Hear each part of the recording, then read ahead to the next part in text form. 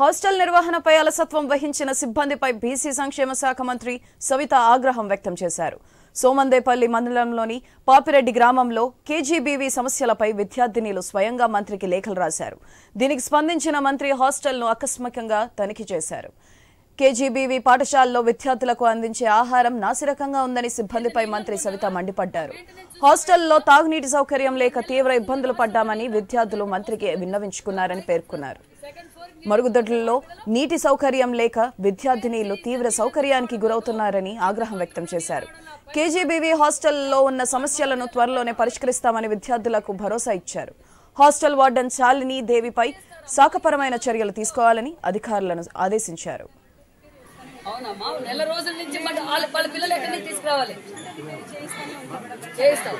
చేయించినందుకే ఇట్లా నీ మెయింటెనెన్స్.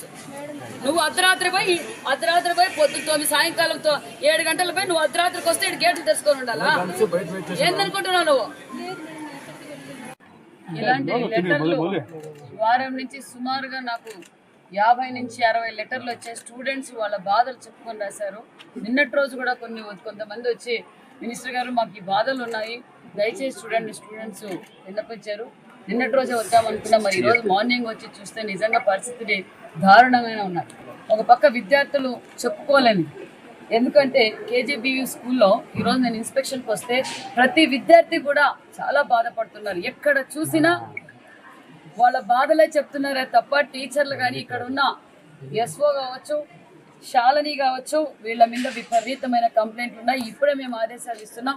ఇమ్మీడియట్గా ఇమ్మీడియట్ యాక్షన్ కూడా మేము ఉన్నత అధికారులు కూడా తెలియజేస్తున్నాం. దారుణమైన పరిస్థితి. ఆడపిల్లలు ఎలా ఉందంటే ఇక్కడ సెక్యూరిటీ కూడా ప్రాబ్లం ఉంది.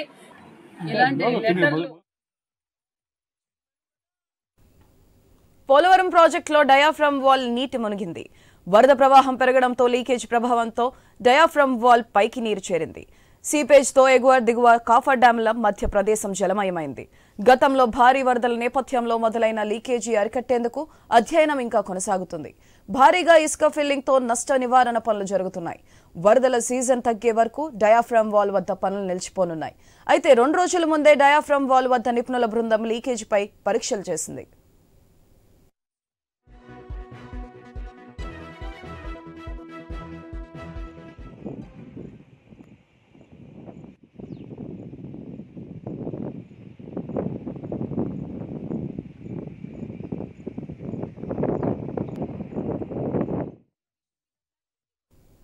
వైసీపీ పాలనలోనే రాష్ట్రాభివృద్ధి కుంటుపడిందని, ఇప్పటికైనా సరిగ్గా పనిచేయాలని అధికారులపై మండిపడ్డారు ఎమ్మెల్యే నిమ్మకాయల రాజప్ప. సామర్లకోట మండల పరిషత్తులో నిర్వహించిన సర్వసభ్య సమావేశానికి ముఖ్య అతిథిగా హాజరయ్యారు. పనిచేసే వాళ్లే ఉండాలని, చెయ్యని వాళ్లు వెళ్లిపోవచ్చని హెచ్చరించారు. వివిధ శాఖల అధికారులతో ప్రత్యేక సమీక్ష నిర్వహించారు.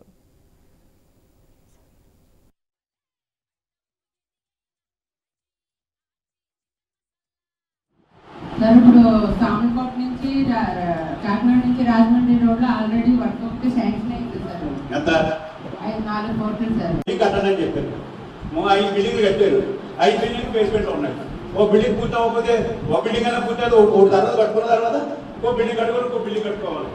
నేను చెప్పిన